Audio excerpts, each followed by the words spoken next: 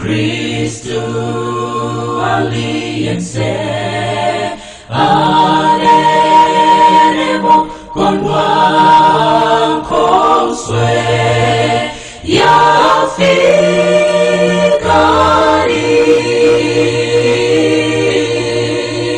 koswe yafikari koswe yafikari zimu wa Mulungu pangano lambuye lalikira mau konse kuli antungoswe yafikari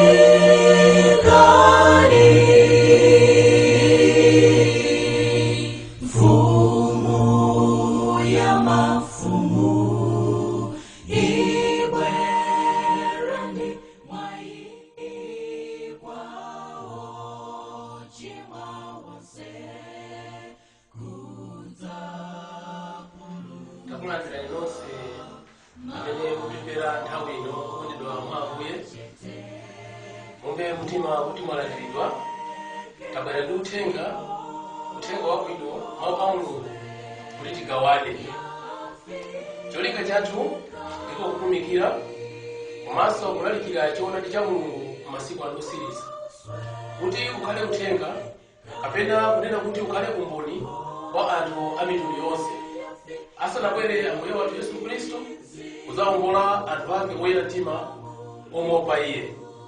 Iyi ni ntchito imene Ambuye watituma kuti tinenere zoona zokhazokha osati monga mwa maganizo athu kapena zokhumba za anthu ena ayi, koma Baibulo lokha basi litiphunzitse, litizuzule komanso kutilangiza mogwirizanisa ndi mabuku aja akukumboni komanso mabuku aja akuchilamulo.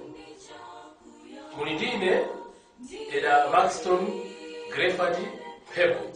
Chotero azimayi azibambo tikhale omasuka ndithu pamodzi ndinu anyamata ndi asungwana muchilinganizo chimene chichi. Posachedwa apa ndiyitana amuna awa kuti abwere kusogolo kuno kuti tiyambire limodzi timve kuti amuna amenewa abwera ndi zotani. Eda Richard Kankweche komanso Eda Isaac Banda. Ayi takula ndenda amuna. Amen. Ayi amuna nyukaya moyo libwachi. Ayi ndito ife masanano tindiza mbili zoti tigawane. Komanso tindiza mbili zoti tigawane ndi abale amene akutimvera nthawi ino. Koma tisanapite patali choyambirira tiyenera kuziwa kuti omvera athu ayembekezera zotani kuchokera kwa ifeyo pamene tikugawana munthu umenewu wakuti chipembedzo chichitike molongosoka. Hayi okondera wathu omvera ayembekezere kumva zifukwa zomwe zatibweretsa pano kuti tifotokoza mu phunziro limeneli komanso tifotokoza mbiri za anzathu akale amene adakhalapo kuti adachita zinthu zotani zinthu ngati zomwe zitabwera. Pakutero zitithandiza kuzindikira kuchita bwino pa zinthu zake za Mulungu. Komanso timva kugwirizana kwa mabuku a chipangano chatsopano komanso chipangano chakale mweche ndonjeza nkhani imeneyi kuti Mulungu adayangapo anthu ena chifukwa cha kusalingalira kuti Mulungu amati chani kwa munthu akakumba ntchito yawo yamene. Komanso okondedwa omvera akuyenerano kumva ndi kusiyanitsa kwa mawu akuti kachisi. Kutino pali kachisi omangidwa ndi manja anthu, komanso pali kachisi wathupi, komanso pali kachisi wina opanda malo, komanso tifunirula ndi kuona mabuku osiyanasiyana olembedwa ndi Mulungu wathu Ellen White mu phunziro limeneli kutino mabuku akuti chiyani kodi. Zonse zomwe zakambidwa ndi amuna awa ndizomwe timve mu programu yonse ya lero Bible study yomwe tinayo pano. Choncho ndikupempha aliyense amene akutimvera nthawi ino kuti tifune polembera kuti tilembe mavesi amenewa omwe tayankhulidwe pano, ndicholinga kuti mavesiwa mukathe kuwasunga.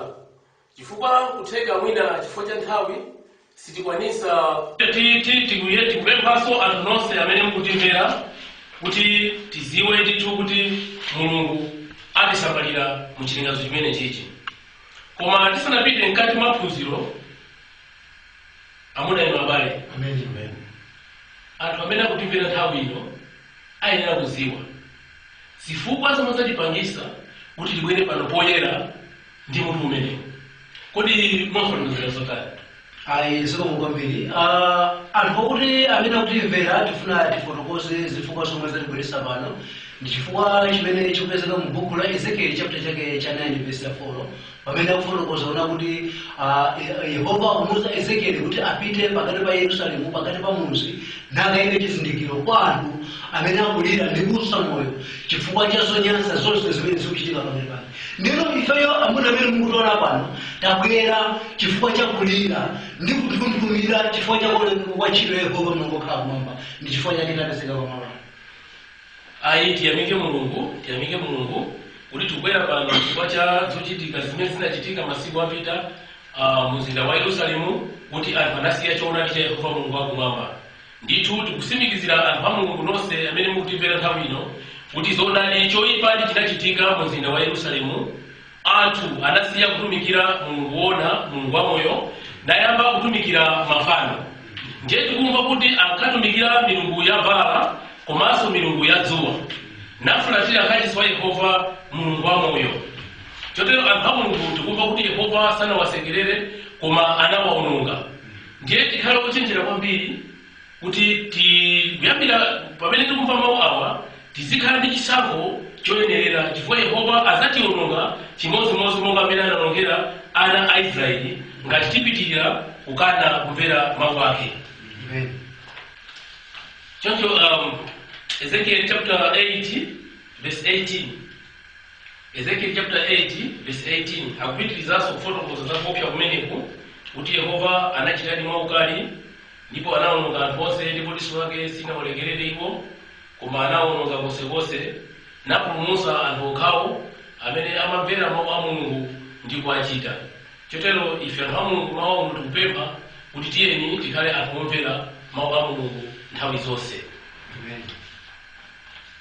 Ndiye mafuna ndipereke nkhani kwa inu akuluakulu kunena kuti choopsatu chinachitika chofuna kuti inu ndi ine tichitambasule kuti omvera athu amve ndi kuzindikira chimene tikufotokoza. Kunena kuti anthu ankafuula ku kachisi wa ku Yerusalemu, anthu namayitana Yehova Mulungu wamoyo. Kachisi wake yemweyo, azibusa ansembe omweyo, komanso guwa lansembe linali lomweyo. Komano munthawi imeneyi monga owerenga anthu afotokoza kuti ankafuula kwa Yehova koma Yehova sanawamvere. Inu mukuganiza bwanji kuti zotere zingachitikenso kwa ife kuti tingathe kumapemphera mkachisi yemweyo omwe tinamuzolowera, yemwe timamukhulupirira kuti tikapemphera Yehova atimvera? Kutheka kuti ifenso tikhoza kupemphera lero osamveredwa? Ndizoonadi zinthu ngati zimenezi zikhoza kuchitika chifukwa Bible limanena kuti kutokera mu buku la 2 Timothy chapter 3 verse 5 akuna kuti masiku osiriza zidzafika nthawi zowawitsa pakuti anthu azakhala nawo maonekedwe achipembedzo koma ndi mphamvu yakayakayikana. Zimene zikutanthauza kunena kuti ngakhale anthu atapembedza mwamtundu wa mpingo komano mzimu wa Yehova Mulungu ukhala kumwamba utachokera, anthu awo apemphera amene angathere koma Yehova sazawamvera. Amen. Amen. Hai, nkhani yaikulu imene tili nayo mawa uno yomwe afotokoza atsogoleri edakakweche ndiyonena kuti anthu ambiri sitimakhuzidwa. Ndiye pempho ndonena kuti tizikhuzidwa ndi ntchito ya Mulungu ikamawonongeka. Chifukwa ndi chokhacho chimene chingatipange ife kuzalandira chizindikiro cha Yehova Mulungu wakumwamba. Mulungu sangasinthe chifukwa cha ife, iye ndi wachikhalire. Koma Mulungu amafuna ife kuti tisinthe mitima yathu kuti timukondweretse iye. Ndiye akufotokoza kuti kachisi wa Mulungu ayenera ayenera kuchitidwa ulemu. Kachisi wa Mulungu ayenera kuchitidwa ulemu. Monga mwa chapter ichi cha 1 Korinto chapter 14 verse 33 akunena kuti pakuti Mulungu sali Mulungu wa chisokonezo, koma ali watendere monga mwa mipingo ya oyera mtima. Ndiye anthu oyera mtima ndi amene amamva mawu a Mulungu ndi kuwasunga. Ali mboni zokhulupirika za Yehova Mulungu wakumwamba. Ndiye akufotokoza kuti anthu oyera mtima mumtima mwawo simukhala za chinyengo, alibe kukayikira pakuyitanira pa Mulungu wawo. Ndipo akufotokoza kunena kuti anthu oyera mtima mumzimu mwawo simukhala chinyengo, amakhala omasuka nthawi zonse kufotokoza za Mulungu wawo komanso kuyimirira Mulungu wawo nthawi zonse. Choonadi chimene amakhala nacho chimawachitira umboni ndipo chidzawachitira umboni masiku onse a moyo wawo. Ndiye tili pa fundo iyi ya kachisi kunena kuti mawu akuti kachisi amatanthauza chani anthu a Mulungu. Chifukwa kutheka kuti abale amene akutimvera amamva mawu a kachisi mobwerezabwereza kachisi koma kutheka kuti mawu angaye timawamva koma tanthauzo lake lukhala lotivuta. Mukatifotokozera motani mawu akuti kachisi? Ziko kwambiri pachifukwa cha funso labwino limeneli limene lafika mu nthawi yake. Mawu akuti kachisi amatanthauza kunena kuti no malo amene Mulungu akupezekapo. Amen. Ndiyeno mawu amenewa malo amene Mulungu akupezekapo ndi amene amatchedwa kuti kachisi. Ndiyeno pali kachisi wa mitundu itatu. Monga no talilangalo kunena kuti no pali kachisi omangidwa ndi manja awanthu. Ndiyeno monga tamva no ku Ezekiel chapter 9 verse yake ya 4 kuti no Yehova anauza Ezekiel kuti apite pakati pa Yerusalemu umene uli mpingo kunena kuti no akasindikize chizindikiro kwa anthu akuusa moyo ndi kufa zowawa chifukwa cha zonyasa zimene zikuchitika mukachisi. Ndiyeno akunena kuti Yehova anamuuza mtumiki wake kuti no akasindikize chizindikiro kwa anthu ngati ati kuti ngati amenewo. Ndiyeno ameneyi ndi anali kachisi womangidwa ndi manja awanthu. Ndiyeno pali kachisi winano kachisi wathupi. Kachisi wathupi akupezeka pa 1 Korinto chapter 6 verse yake ya 19 ndi 20 pamene akunena kuti kodi no simuzindikira kunena kuti thupi lanu lili kachisi wa Mulungu okhala kumwamba ndi kuti mzimu wa Mulungu agonera mwa inu ndipo no simukhalanso ainu nokha. Ndi akunena kuti ifeyo no thupi lathu limasanduka kukhala kachisi ngati no talandira no mzimu wa Mulungu. Tavomera kunena kuti Mulungu no atisunge malamulo a Mulungu komanso tichite no chifuniro chake cha Mulungu. Simo kwambiri chifukwa cha funso limene no linafika pakati pathu zokusandika kachisi. Siko kwambiri mwayankha bwino. Apa zingosonyeza kuti makachisi onse atchulidwa koma mfundo yeniyeni ndionena kuti kachisi ndiko kukhala pa Yehova Mulungu wakumwamba. Ino akangwechimbuya kula modani khanya kachisi. Ndizonali monga afotokoza sogolerwa kachisi ndiko kumene Yehova amakhala. Ndiko pamalo pamene Yehova amapezeka. Komanso afotokoza za magulu awiri akachisi. Ine ndikubwera ndikululira limene mtundu wina wa kachisi umene Bible likufotokoza kuchokera mu buku la Exodus chapter 3 verse yake 2 kupita mose kufika verse 5 pamene Mose adali ku chipululu nakaweta nkhosa za apongo zake yachero akufotokoza kunena kuti adaona chisamba choyaka moto mkati mwake muchikunyeka koma amene chikuyaka komano osanyeka. Ndiyeno akuti Mose ataona chisamba chimene chija adaganiza akatuke kuti akaone chisamba chachikulu choyakacho koma chosanyeka bwanji. Ndiyeno kuti Mose atapatuka nati akaone Yehova kuti adaona ali mkati mwa chisamba chija. Ndiyeno adamuyitana Mose nati Mose vula nsapato zako pamalo amene ulimbo chifukwa malo amene ndonali kodi ndopatula.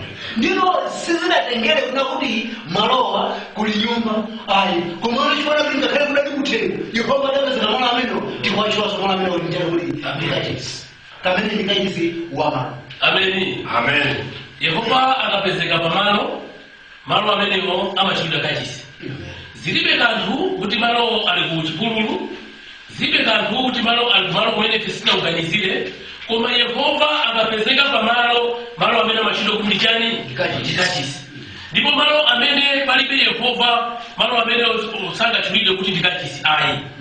Sangatchulidwe, akazatchulidwa kuti ndikachisi pamene Yehova akupezeka. Komanso malo amene apali chodesa, tikunena kuti malo amene pali chodesa kapena kusakaniza Yehova ndi zinthu za mafano, Yehova sapezeka malo ameneyo ayi.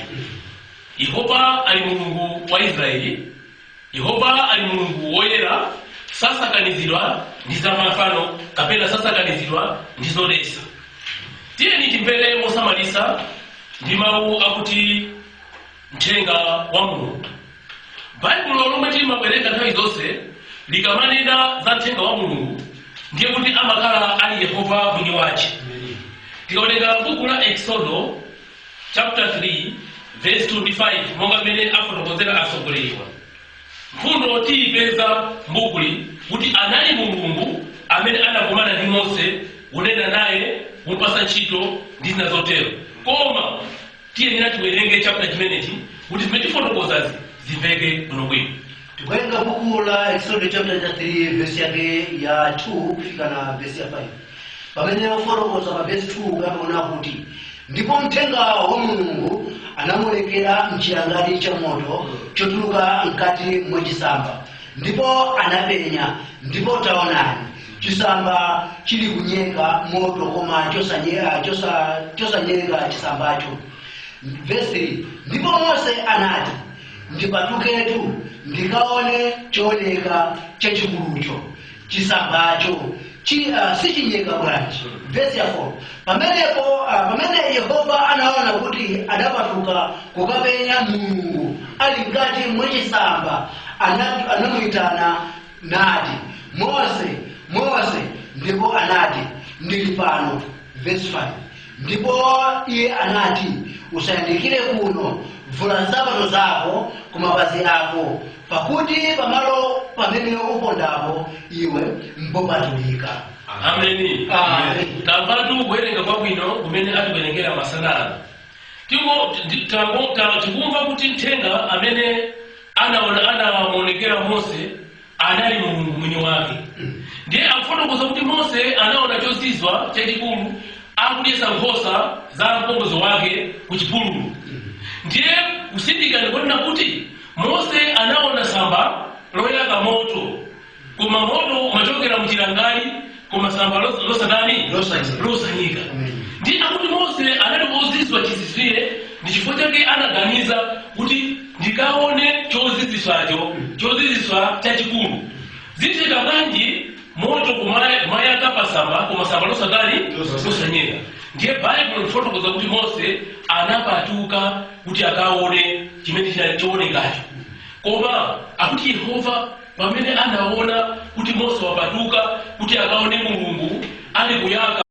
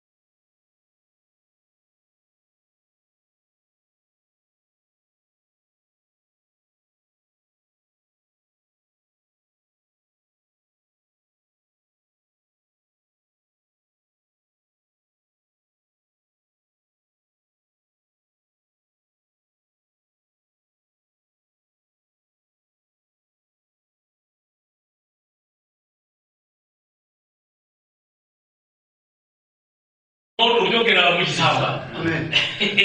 Akunena kuti Mose kapena Mulungu anamuyitana kuti Mose vula sapato zako pakuti malo amene uponda ndiotani Ngopatulika. malo anakhala opatulika chifukwa Mulungu amapezeka pati Amen. amapezeka amene.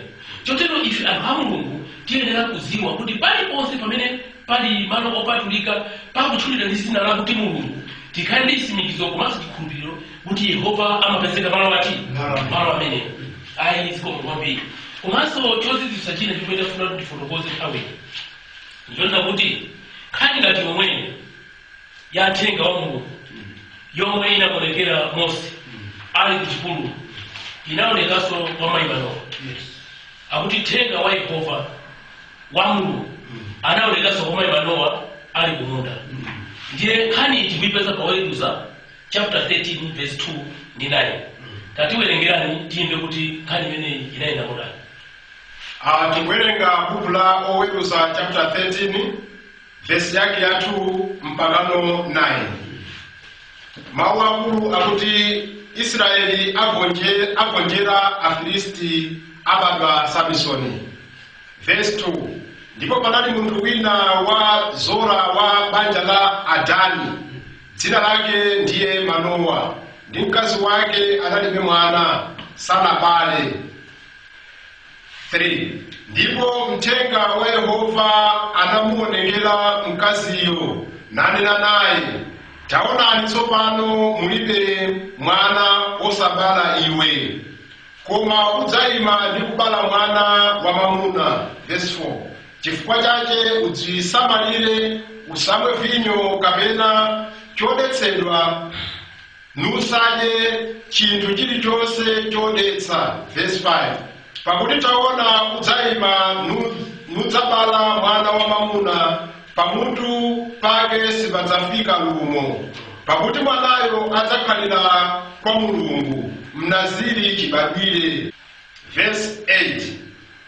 Pamenepo Manowa anapembedza Yehova nati, Yehova, ndikupemphani atidzerenso munthu wa Mulungu munamtumayo, natilangize icho tizichitira mwanayo akadzabadwa. Verse 9. Ndipo Mulungu anamvera mawu a Manowa, ndi mthenga wa Mulungu anamdzeranso mkaziyo pamene anali munda, mwamuna wake Manowa palibe. Ameni. Amen. Tiyamikire Mulungu chifukwa cha kuwerenga kwabwino komanso kuomveka bwino ndithu.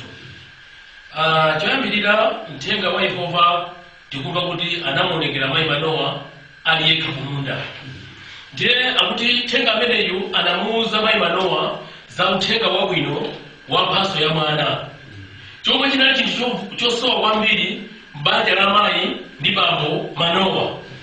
Ndiye afotokoza kuti mayi Manowa sanayankhe kumuyankha mthenga wa Mulungu, ngakhale nkhani inali yabwino yozesa chimwemwe m'banja, koma mayi Manowa sanayankhe kena kalikonse. Akuti mayi Manowa anakhala chete.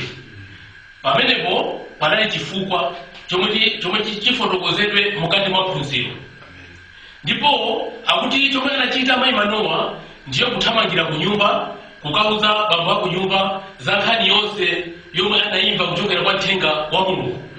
Ndiye akufotokoza monga owerenga anthu anenera kunena kuti bambo Manowa anapemphera, ndipo atapemphera mthenga ujanso anaoneka kachiwiri, anakumana ndi mayi omwe aja ku munda.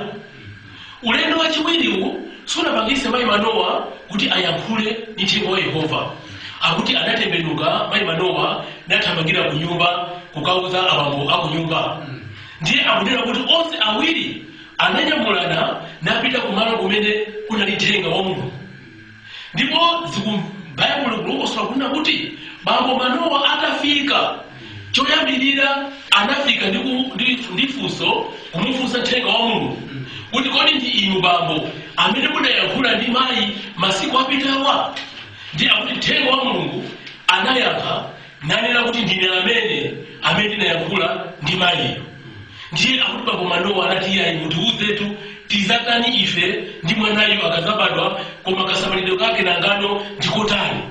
Ndipo mngelo wa Yehova anafotokoza anafotokoza kuti awiri bambo Manowa ndi mkazi wake akumva nawauza kunena kuti ulangizi ndinapereka kale mayi akachite monga amene tinakambirana naye poyamba zomwe tinamulangiza asaponyese ndi chimodzi chomwe ndipo pamapero pake mukwati bambo Manowa adapempha kapena tinene kuti anafunsa zina la mthenga mukawerenga buku la asogolewerengawo sanawerenge kufika kumeneko yayi koma inuyo mukasekula chapteracho muwerenga ndipo mawu amene muwapeza akunena kuti bambo Manowa anafunsa mthenga wa Yehova zina ndipo mthenga pakuyankha ananena kuti ufunsiranji zina langa popeza zina la ine ndilodabwisa.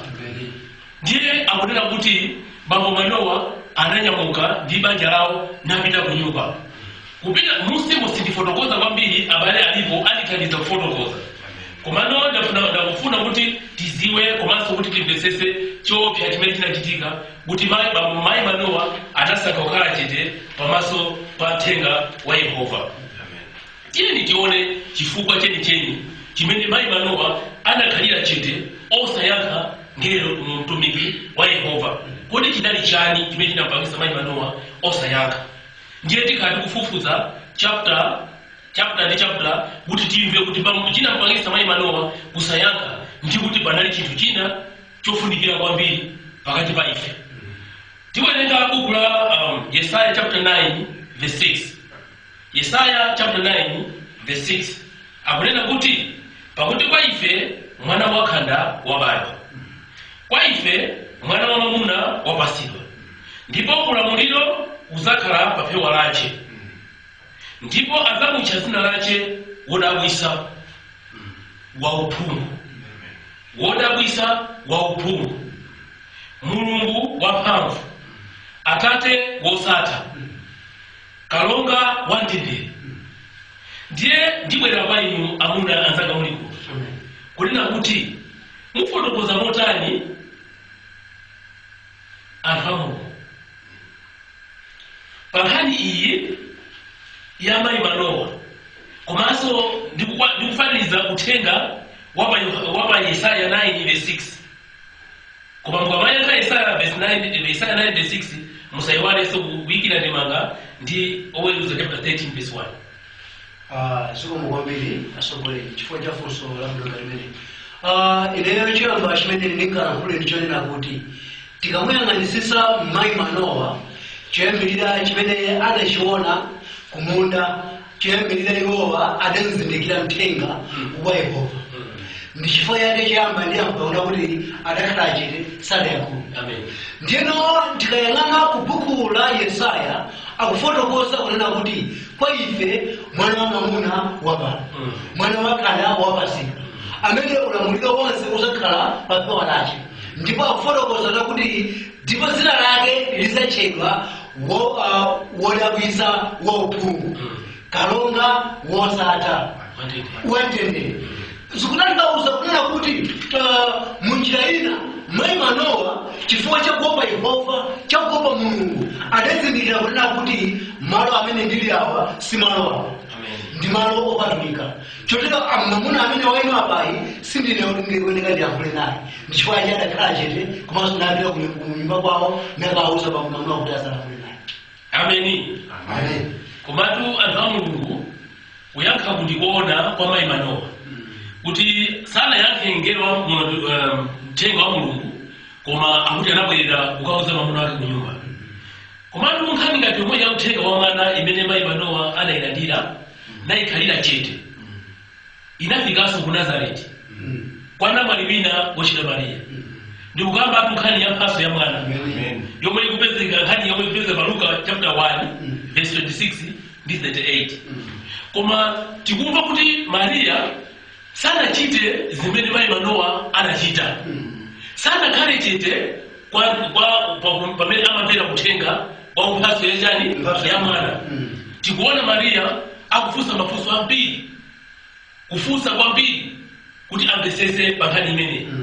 Kodi kusiyana kwake ndikotani kwa Mariya komanso ndi mayi Manowa? Anthu amene akusiyana motani musana pakuyankha muziwe kunena kuti anthu onse awiri analandira uthenga otani ofanana wa mphatso ya mwana. Ili muyankha motani? Dziwa kwambiri chifukwa cha funso labwino ngati limene lolafikanso mu nthawi yake. Anthu awiri wano mwachidule no akusiyana ndithu. Chifukwa monga mwa Baibulo tikamamva maoti mthenga tamva ife kunena kuti amakhala Mulungu mwini. Ndino kutanthauza kunena kuti mayi Manowa anakumana ndi Mulungu mwini. Komanso monga ku Yesaya kujano awerenga akunena kuti mwana wabadwa mphatso yabadwa. Ndino tikuona tapatsidwa. Ndi akunena kuti wauphungu wodabwitsa. Ndino tikuona kunena kuti mayi Manowa anotu anakumana ndi Yesu Khristu kanthawi kotani kuti koyamba. Ndino tikuona kunena kuti mayi Mariya akutino anakumana ndi mngelo. Anadzera ndi mngelo. Ndino mawati mngelo monga mwa Baibulo ndi munthu amene watengano uthenga wabwino wa Mulungu. Ndino amachita kuti ndani kuti mngelo. Wina aliyense amene Mulungu wamugwiritsa ntchito kuti atenge uthenga wake naufikitse kumene Mulungu akufuna, ameneyo amachita kuti ndani kuti mngelo. Ndiyeno nchifukwa chakeno Mariya anakhala ndi mwayi wakunena kuti ndifuse mafunso chifukwa akuyankhulana ndi mtumiki akuyankhulana ndi wotumikira Mulungu amene watumidwa ndi Mulungu. Ndiyeno pamene mayi Manowa anazindikira kunena kuti munthu uyu kapena mthenga uwu ndi mwini wake Mulungu. Ndiyeno Yesu Khristu tikamawerenga monga mwa Baibulo amanena kuti ndiye Mulungu mwini. Ndiyeno chifukwa chake pali kusiyana, chifukwa chake Mariya amafunsa. Ndiyeno Manowa mkazi wake anakhala chete.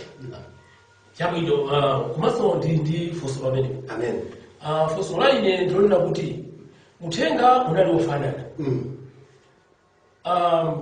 Koma kusiyana kwake ndikayang'ana mkatimu zikumveka kuti mthenga amene anapita kwa Mariya ukamuuza za uthenga wa mwana, mphatso ya mwana, akuti anakoti ochitidwa chifundo ndi Mulungu.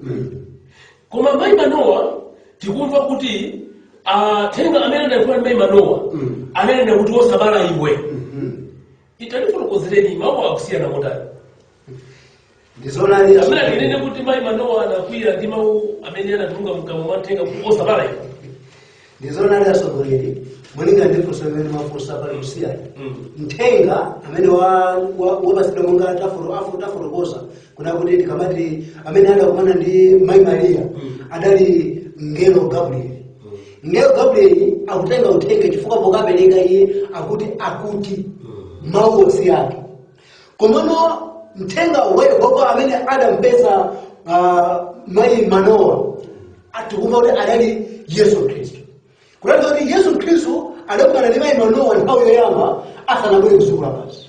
Ndino zikutanthauza kunena kuti Yehova kapena kuti Mulungu akamafuna kulankhula ndi munthu akupanza kumutchula mu njira ina iliyonse molingana ndi mmene yakufuna chifukwa iyoyo ndichopangidwa ndi iye. Amen. Zimene zikutanthauza kunena kuti tikamva mawu amene anabwera kwa mayi Manowa adati wosabala iwe, chimene chili chinthu chopweteka. Tikamuyang'ana mayi Manowa adali ndi nkhawa kwenda adali wosabala nkuthenga muzi wonse anthu ankamutchula zina lawo kuti aongosabereka. Ndiyeno Yehova adapita ndipo ndiyomweyo kuchita point kuna kuti iwe wasabereka iwe ndikupereka uthenga umene adali kuti adakupasa. Yehova safunsidwa mafunso. Munthu ngati inu ndinu tikupaza kufunsidwa mafunso. Zikomo. Amen. Monga tamva kuchokera kwa oyankhula onse awiri kunena kuti komanso kwa mabuku onse awiri awerenga kunena kuti mayi Manowa anakumana ndi Yesu Khristu kwa nthawi yoyamba, Yesuyo asanabwere ku dziko lapansi.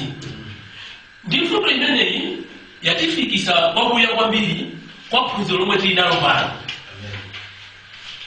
Kumbukirani kunena kuti cholinga cha phunziro lomwe lili pano sikunena za anthu ena ayi, kapena kunyoza anthu amene amachita izi ayi, koma tili pano chifukwa cha Baibulo kunena zoona zokhazokha za m'buku lopatulika. Ndi chifukwa chake ife tili pano. Buku la Miyambo chapter 12 verse 1 likunena kuti wokonda mwambo akonda kuziwa, koma wakuda chisudzulo apulukira. Miyambo yemweyo chapter 8 verse 33 likunena kuti imvani mwambo mukhale anzeru osaukana.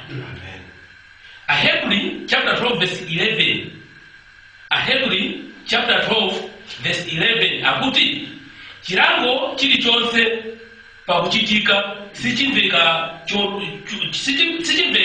chokondwesa komatu chowawa, koma chitatha chipereka chipaso cha mtendere kwa iwo ozololesedwa nacho ndicho cha chilungamo. Buku la 2 Timoteyo chapter 3 verse 16 ndi 17 akunena kuti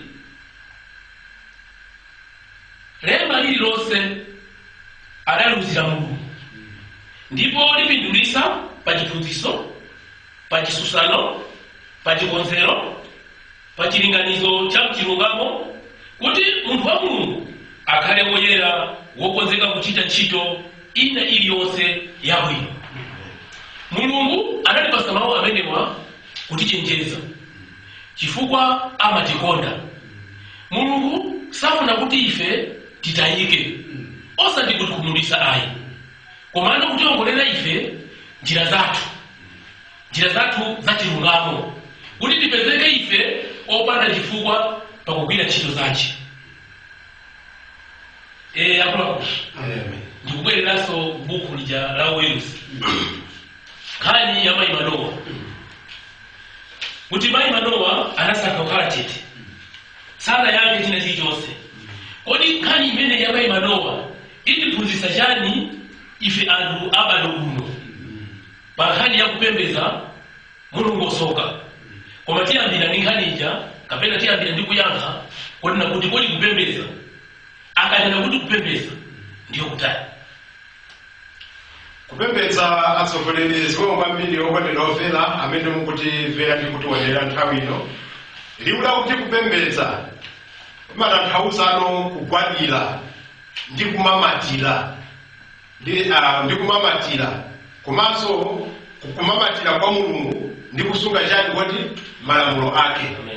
Ndiyeno liwu limene lakunena kuti kupembedza ndiko kugwadira kapena munjira ina kumamatirano kuziphatika limodzi, kuti iweyo kupereka maganizo ako onse muzintchito zako zonse, kuti ineyo chimene ndikuchidalira ndikuchipanga ichi umakhala ndi chikhulupiriro chakunena kuti chinechi chonse chimene kuchita kapena chinechi chonse chimene kupempha chitani kodi chipatsidwa kwa iwe, chifukwa chakunena kuti chinthu chimene ukuchigwadiracho ndichotani kodi ndicho kukhulupirika kwa iwe.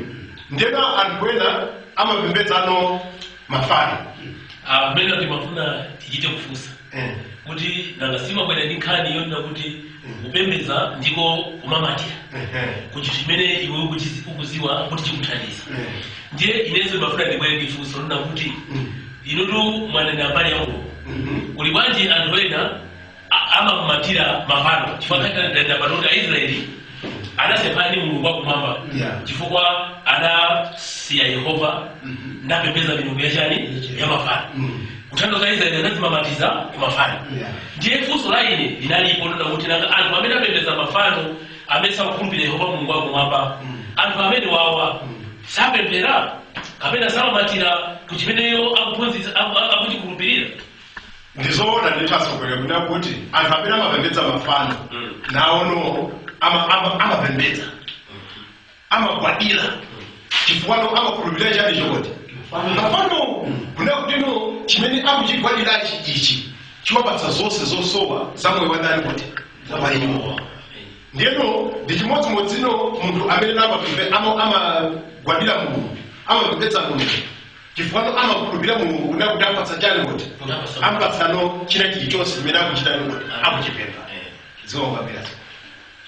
Tikuphunzira tikumva kunena kuti kugwadira kapena kupembedza ndiye kumamatira kwa Yehova, kusunga malamulo a Yehova, osati kungoti ndimamvera Yehova osasunga malamulo ake. Ifa Bible likunena kuti kapena Yehova akunena kuti ngati ukonda ine sunga malamulo anga. Timakhala limodzi ndi Yehova, timayenda munjira imodzi ndi Yehova ngati tikhala ife malamulo ake. Aliyense amene akunena kuti ine malamulo a Yehova ayi, amene asazinyenge konsekonse kuti akuyenda limodzi ndi Yehova. Odala ndiwo amene amamatira kwa Yehova komanso amene amamatira ku malamulo a Yehova. Amenewo azalandira zotsatira zimene ziti azabwere ndi Yehova Mulungu wapasa monga mphatso. Edabada. Amen. Edakakweji. Inunso tumulichoka. Muka pamona ndi makani imene yechipesi. Ndizonadi mawu amene afotokozedwa onse ndi mawu omveka bwino. Nakuti munthu pakamani kuti akupembedza zimatanthauza kumamatira. Komanso kuziphatika pamene akumpembedzayo. Ndeno afotokozedwa kuti munthu akapembedza anthu akapembedza Mulungu akwenika apembedze Mulungu kuti kuziphatika kwa iwo ni Mulungu komanso ndi malamulo ake. Ndi akapembedza afotokozedwa kuti munthu akapembedza mafano akapembedza kuti aziphatikenso ndi mafano aja ndi malamulo ake amafano ajaso. Chifukwa china chilichonse chimakhala kwenikweni kuti ndi zotsatira zake. Ndino ine ndifuna ndiwerenge buku la 1 Korinto chapter chake cha 14 verse yake ya 33 kupita munsi. Mmene timve nkhani ya kupembedza Mulungu soba komano kwa ndani kuti kwa Yehova Mulungu akhala.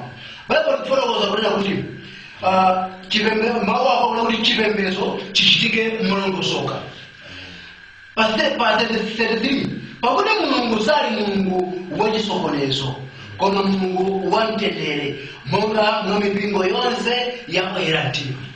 Verse 34 akazi akhale chete mipingo pakuti sikulolera kwa iwo kulankhula komatu akhale omvera monganso chilamulo chinene. 35 koma ngati afuna kuphunzira kanthu afunse amuna awo ayiwo okha kwawo pakuti kunyazisa mkazi kulankhula mu mpingo. Kodi mawu a Mulungu anatuluka kwa inu kapena anafika kwa inu nokha? Verse 37 ngati wina ayesa kuti ali mneneri kapena wauzimu azindikire kuti zimene ndilemba kwa inu zili lamulo la Ambuye. Koma ngati wina akhala osaziwa akhale osaziwa. Amen. Mulungu akufotokoza kuti ndi Mulungu wadongosolo. Mulungu mongatangolo ndi wamtendere. Mulungu wosakhala nacho chisokonezo. Akunena kuti chipembedzo kuti chichitika Mulungu soka akunena kuti chifuna kuti yeye Mulungu si Mulungu wachisokonezo yake. Ndiyo mabesa ya 34 pachishori kuti mwa mipingo yawoyera mtima akuti akazi akhale chete mukumvera konse. Kutanthauza kunena kuti mmene Mulungu akulamba kuti akazi akhale chete mukumvera konse pakuti Mulungu salula mkazi kuti aphunzise. Mukalenga Timoteyo mungoonada kuti koma sindilola mkazi kuti akale kuti aphunzise kapena kulamulira. Zimene zikutanthauza kunena kuti mmene akulambula izi akufuna chipembedzo chichitike kuti Mulungu soka. Munthu akatenga zinthu zosiyana ndi zimene Mulungu akufuna zikutanthauza kuti chipembedzo sichitika kuti Mulungu soka iya. Chomwe wawerenga mmene mumva mavesi ya 36 ula kuti kodi mawu a Mulungu anatuluka kwa inu nokha? Zilimo alipo albena muntawiro timatembenuzo albena afunafuna ama ajenga mawawa kapena amina albena alipo amena amalalikira Mungu azimani mipingo ndio ama ajenga mawawa kuti Mulungu adapeleka kwa chifukwa kuti mawawa sadafike kwa inu nokha komana mawawa musatembenuze chifukwa Bible ifotokoza kuti zimene akulemba zi Paulo zili lamulo la Ambuye. Amen. Ndino muchipangano chakale tikafufuza muchipangano muchilamulo kuliko kungakhale mwasembe amene akhapo wangazi. Amen. Adali asembe ana alevi amuna. Ndino muchipembedzo ndichifukwa chetu ku buku la Old akufotokoza kuti mai mwana adakhala chete. Mmene mujadaolenga mpingo chifukwa kuti Yehova adapezera mwana wake. Adali kachisa mwana wake. Ndichifukwa Yehova amene mai mwana adakhala chete nadiya ine sili kulenga kulankhula mwana wawa munga mwa chipembedzo walengera kuti koma ngati akufuna kuphunzira apita akafunsa amuna wawo ayiwoka kuno. Amen. Amen. Kuyankhula lugwa bwino ndipo kumveka bwino uthenga opita kwa azimayi athu. Edabada mukakhala simukuonjezera. Ine ndilino ndi kuonjezera kwina ndithu pankani yabwino ngati imeneyi. chifukwa anthu ena amanena kuti Paulo amadzudzula akazi amene amalongolola mkachisi akazi aku Akorinto. Ndiye chifukwa chake amanena kunena kuti akazi ilo akhale chani kuti akhale chete. Koma tsopano izi sizoona ya monga ma Bible. Chifukwa ine ndikufuna ndiwerenge nanu 1 Timoteyo chapter 2 verse 11 ndi 12. Kufananiza nkhani yake iti kodi yomwe. Ndeno akunena kuti pa verse 11 akuti mkazi aphunzire akhale wachete mkumvera konse. Verse 12 koma sindilola ine kuti mkazi aphunzitse kapena sindilola ine kuti kapena kukulamulira mamuna komatu akhale chete. Ndiyeno tamva ife atsogoleri afotokoza kunena kuti mu chipangano chakale mabuku akuchilamulo akuchitira umboni ndi mabuku alero achipangano chatsopano. Chifukwa tikamuona mayi Manoayo amene anapanga zinthuzo anakhala chete. Anasankha kukhala chete.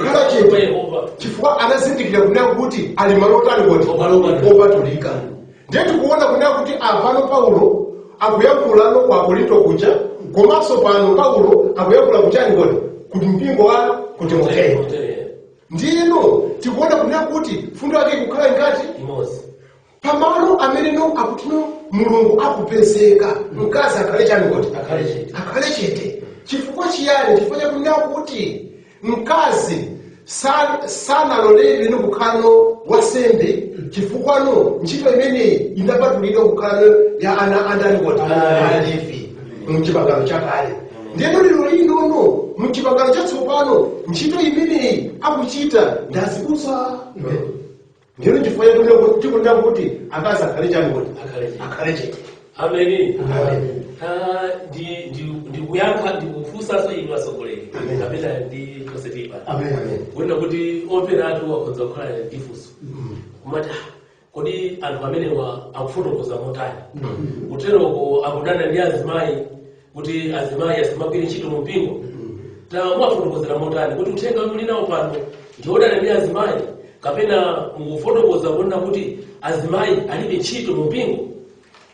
Atsogoleri ndiyankhule moterecha mufotokoza kwatenge naye kuna kuti uthenga uwu sili kuti tikutonza munthu kapena kuti tikulambaza anthu ena. Komano tifuna tiyankhule choonadi chenicheni kuchokera mbuku pano. Ndino azimayi athu amene tili nawo munthawi ali ndi ntchito yayikulu. Chifukwa tikapita buku lomwe lija la Oweruza ndikubwererabe konkuchi Oweruza chapter 13. Pamene paja tikawerenga mmene mukawerenga chapter chimene chakufika m'musi ku 23 Mulungu ankhani akufotokoza kuna kuti mayi Manowa akuti atapita ku nyumba nambo afotokozera abambo ku nyumba nabwerera napemphera bambo Manowa chifukwa Bible likuti Mulungu samvera ochimwa. Pamene Mulungu amamvera amene achita chifuno chake namuopa iye. Ndiyeno ndi mayi Manowa adalopa Yehova Mulungu wawo. Ndiyeno chifukwa pajadalopa Yehova Mulungu adawamvera natumiza soka wele nthenga uja nabwera. Ndiyeno mayi Manowa atakumana nthenga uja adakapita ukawauza bambo ku nyumba nthenga uja wawiranso tiyeni mukala mpane naye. Ndiyeno bambo ku nyumba adapita limodzi mayi Manowa kumunda ndikwapeza kumpeza mthenga. Ndiyeno akuti kuti adamfunsa bambo ku nyumba kodi ndinu amene motera mfano ndi mayiwo nthawi yayamba mbuyo nthenga nati inde ndine amene.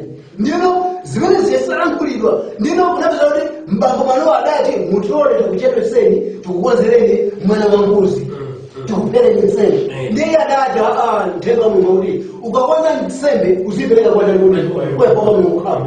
Ndino Bible lifotokoza kuti akuti mbambo Manowa adakonza nsembe yawo ya mbuzi ndi ufa napereka kwa mwana.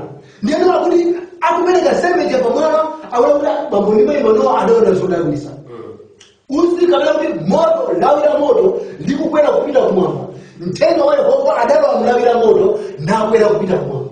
Ndiyeno bambo ndi mayi Manowa akuti ataona zimene ziyalengwa mkopeza pansi nalemekeza Yehova nati ife bambo Manowa adati akazanga ife ndeta fathers.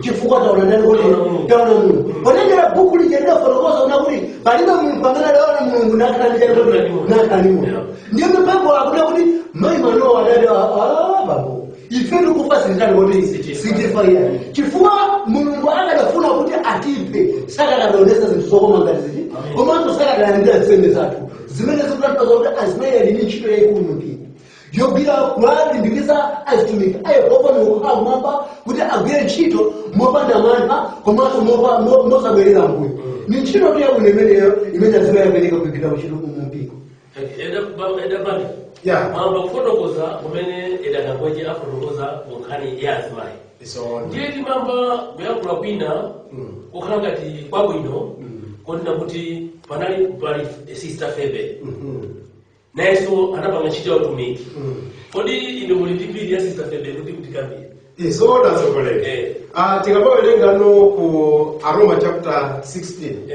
imene nkhani yakupezeka pa Aroma chapter 16 verse yake ya 1 kumatsika musi akuti no mkazi amene ino analino mtumiki wadani kuti wa Mulungu ndiyeno akuti zolawirana akuti no pamene Paulo no ayelechoka pazolawirana pazolawirana Mulungu wakulu akunena kuti zolawirana ndi akuti Paulo pamene no akuti no amalawirana no ndi mpingo umenewu anawauza kuti akuperekano mlongo Febe kumpingo akunena kuti Febe amene chifukwa chakunena kuti anachita ntchito yabwino yothangatira mpingo ngakhalenso kumthangatira ndani Paulo ndi akunena kuti amulandire mlongo ameneyo Febe ndiyeno mwinano mungafune kunena kuti no tiwerenge kapena no mena akukopereka chakutacho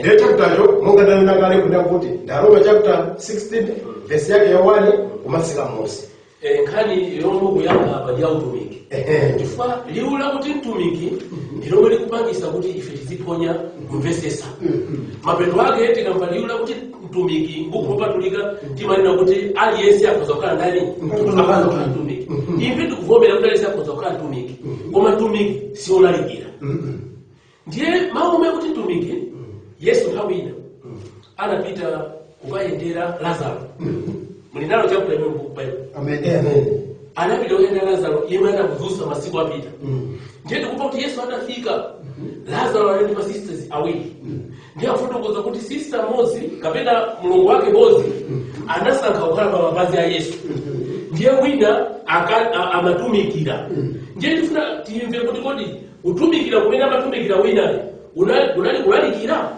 tatifotokozerani utumiki wa mulungu wa Lazaro unalotani nkhani imeneyi mwipeza pa Yohane chapter 12 verse ya 1 amen pamene akufotokozera kuti Lazaro adauwizidwa nthawi idakwa Yesu kuti akanchezeni sopano ndiyeno anthu adamva mbiri yamene ya Lazaro adali kuti inachitika adafuna kuti akaone ndiyeno akuda kuti atafika Yesu ku nyumba ya Lazaro ndiye asulongo wake kumene adali kukhala akuti Yesu Khristu adalowa mchipinda chimene Lazaro adali ndiyo ophunzira ake komanso ndi Lazaro iyo ndiyeno akuda kuti atalowa mmene muja mulungu wace wa Lazaro adakhala pansi pamene akuda kuti Maria adazoza mapazi a Yesu adatenga perfume yolukira nakazoza mapazi a Yesu ndiye Marita akunena kuti adali kukonzekera kutumikira pakukonza zakudya kwapikira anthu amene ali mchakoti munyumba imeneja mawu afotokoza kuti tikamati kutumikira sizikutanthauza kuti kulalika kutumikira ndiwo kugwira ntchito yothandizira anthu amene akugwira ntchito yandali kuti ntchito Yehova Mulungu kakhamwakana kuti kulalikira uthenga wa Yehova Mulungu kakhamwamba ndiyemo inunso mukupeza kukhala azimayi alero kuna kuti mukupeza kutumikira mu mpingo pakugwira ntchito pathandizira azitumiki a Yehova kuti kuti ntchito ipite kuti ipite pasapena tinene kuti timakhala kusakaniza chifukwa pa mchapter muli nkhani Bible yomwe imanena za matalenti kuti ena anawapasa kukhala alaliki ena anawapasa kukhala abusa ena anawapasa kukhala kuyang'anira aneneri matalenti amene ali Bible mphaso zimene zili Bible ndikuti kapena tinene kuti pali kusambesesa kwina ndi mawu akuti mtumiki apapa mwechidule tikoza kuona kuti tifuena kuti anthu sitizwa mbali imene ipitire kapena talenti imene Mulungu adadala kuti adalipasa ndichifana chatima kuti tigwire ntchito iyi mwina anthu akuti lamva akuti chemerera kuti taipira bwino ndiye ndatimaona ngati kunali mbali imene jeni adali kuti komana mawu okuti kutumikira mweti ndunji ndikomveka bwino ndikuti kutanthauza kunena kuti kuthandizira. Ameni. Ayi azimayi ndi anthu osomvera tamva mmene abale athu afotokozera nkhani ya inu azimayi, nkhani ya onse otumikira mu mpingo wa Ambuye. Nthawi ino ndafuna ndiyankhule mwapadera ndi inu azimayi athu kuti azimayi siyani kukhumba zinthu zimene sindalembedwe m'buku lopatulika, kuti mukakhale azimayi abwino pamaso pa Mulungu. Ntchitoyi si yathu imene Yehova anatipasa, tini ntchito zimene Yehova anatipasa monga ife anthu amayi. Baibulo ili la dziko latsopano amati baibulo la dziko latsopano lolembedwa ndi anzathu aja amboni limanena kuti ndizochititsa manyazi kazi kuyankhula mu mpingo. Simunachitidwe kwa inu kapena simunapatsidwe kwa inu ndi Yehova kuti muyankhule kapena kulalikira malo oyera a Mulungu. Mulungu sanakupaseni inu kuti mutero, sikunalembedwe kutero. Ngakhale ena akuyesa kuti ni kwabwino, koma Mulungu akuti ayi si kwabwino kuti muzilalika kapena muzitumikira kumalo opatulika, si zabwino zimenezo. Chifukwa zili lamulo la Ambuye. Ellen G. White anakambaponso za nkhani ngati yomweyi m'mabuku ake. Kodi ndizoona? Tiyeni tifufuze ngati ndizoona. Ndizoonadi. Lero tichita ndi mabuku atatu okha. Buku loyamba ndi la Christian Services, buku lina limene tichite nayo ndi la Testimony for the Churches, komanso ndi buku la Review and the Herald. monga mabuku la Christian Services page 28 paragraph 2-3 akukana no Ellen White kuda kuti no akazi no saina kutani kuti kugwira ntchito imeneyi. Ndeno tikutsetsereka ndi buku la lina lachiwiri limene lolembedwa ndi Ellen White yemweyo, buku la The Testimony for the Churches. Testimony for the Churches. Ndiwerenga mu buku limene lino mu volume 9. Mu volume 9 imeneyi ndi kuwerengano nkhani ikupezeka pa page 27 komanso 28. Akunena kuti mu mpingo wa Mulungu mukhale bungwe la azimayi. Bungwe limeneli akuti no lidzathandizano kukokerano anthu ambiri no mu mpingo wa Mulungu. Chifukwa no azimayi amenewa adzakhalano akugwira ntchito zachifundo zimene no zidzakhale zikufikira anthu osiyanasiyana kunja ni zikoka pa miyoyo ya anthu osiyanasiyana. Ndi anakoza kugwiranso ntchito mwa imeneyi mwakachetechete mosaziyesa kunena kuti no iwo azimayiwo ali opambana no anthu ena. Ndiyeno muona mtima motsokoza choonadi. Ndiyeno ndikuwerenganso buku la Review and Herald lolembedwa mu 19 December 1878. Pamene no buku limene likunena kunena kuti azimayi ambiri sakutengera ntchito imene ya makomo chifukwa akuganiza kunena kuti ntchitoyi sinapatulidwe pamaso pa Mulungu. Ndiyeno nchifukwa chake no mwinano pali ngati no azimayi kuzikayikira. Ndiye buku limene likunena kuti no azimayi ambiri akuzikayikira ifoena kuti ntchito yakuyesa kuti sinapatulidwe. Ndiye akutira kuti utumiki wa azimayi no akuti no udzakokera anthu ambiri ku chipulumutso ngati no mpingo utsogoza no masomphenya pa ntchitoyi potsogoza choonadi. Ndiyeno likhozona kunena kuti no mwina no nthawi zina zikuchitika izi monga no mabuku limene la Review and Herald zikuchitika ifoya kunena kuti mpingo waluza chotani kuti masomphenya achoonadi. Ndiyeno ena mabuku amene ndinali naona kuti no tikambirane paphunziro limene lilipo lina kuti no chipembedzo chichitike molongosoka aulembedwa ndi Ellen White ndi amenewa. Komano Ellen White wali pa mabuku ambiri zedi pa nkhani ngati yomweyi, koma ifani chakuda kutino ife tangosankha mabuku amenewa kuti tikambirane chotero.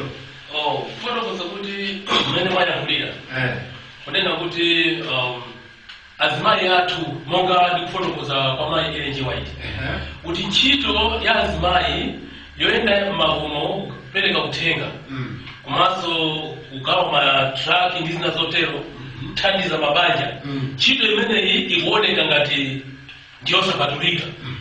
Komano namasinga kuti mwina tikapita ife kuchalichi kumangalalikira mwina ntchito ije ndiyotani ndiyopatulika. Inu mukaza kuvuto limene libwere chifukwa chani? Apa ndikuona monga amene afotokoza somberiwa izizi zikuchitika chifena kuti mpingo waluza masompenya. Mpingo waluza masompenya achiona ndi Yehova Mulungu khala mwamba zosalira zake zimakhala ngati zimenezi. Mwamoyo ngakhale azamuna azisogoleri atenge ntchito alimbikitsa azimayi pa ntchito yoyenera amawapasanso azimayi ntchito imene zili yotani kuti siri yawo yoyenera kuti akhoza kuyigwira. Ndichifukwa azimayi mwina nawonso ndikusazindikira akungomva ngati kuna kuti ntchito imeneyi ndimene ili yoyenera pamaso pawo kuti akhoza kufunikira Yehova Mulungu khala mwamba munjira ngati imeneyi. Tsopano epani kuti ndifunseni kutanthauza kuti awolakwa ndi azimayi kapena akulakwisa ndi azimayi? Mukozaona kuna kuti no pamene pano olakwa sazimayi komano ntchitoyi akapita kulakwa akukule kwa azibambo. Chifukwa azibambo adakhala kuna kuti no ayitenga ntchito yawo nawo kairano azimayi no mbali yawo yoyinano azimayi zimene sizidakachitika ayi ziko kwambiri. Tamva kufotokoza kulangiza amayi athu kuti ali ndi ntchito yayikulu yothandiza mpingo munjira zosiyanasiyana zimene mayi wathu Ellen White wafotokoza. Ntchito iyi ndi yayikulu ndiyofunika kwambiri yomwe izayitanira anthu ambiri ku chipulumutso. Azimayi tiyeni tisiye kukhumba ntchito imene sinapasidwe ndi Mulungu, komanso tileke kuchita makani athupi. Chifukwa tikachita makani athupi zotsatira zake ndi chiwonongeko. Ziwani kuti mawu a Mulungu ali nyali ya kumapazi athu komanso kuwunika kwa panjira pathu. Kodi tinacho chisanzo asogoleri nonse awiri, tinacho chisanzo m'Baibulo cha mayi wina yemwe anachita mwino mu ntchito zake zimene zinayenera amayi athu amasiku ano kuchita mu mpingo? Asogoleri chisanzo chabwino tinacho buku lopatulika. Tikalenga buku la machitidwe athu m'chapter cha 9 verse yake ya 36 tikumva pa nkhani ya mzimayi wina amene anali wophunzira kwambiri. Baibulo kumufotokoza kuti mzimayi uyu ngati kudziko lapansi kuli anthu ophunzira ndino mzimayi amene anali m'mudera lina lotchedwa la Yopa adali wophunzira kwambiri. Baibulo kufotokoza kuna kuti akuti mu Yopa munali mzimayi wina amene adali wophunzira ndino iye akufotokoza kuti kuphunzira kwake Baibulo kuphunzira kumene adaphunzira mzimayi adakweza ntchito ya Yehova kulemekeza Yehova Mulungu khala mwamba m'maphunziro ake. Adatenga mbali yoyenera mzimayi amene Baibulo kufotokoza adali kusoka zovala namapasa azimayi okalamba, adali kusoka zofunda namapasa ine ngakhale ana amasiye.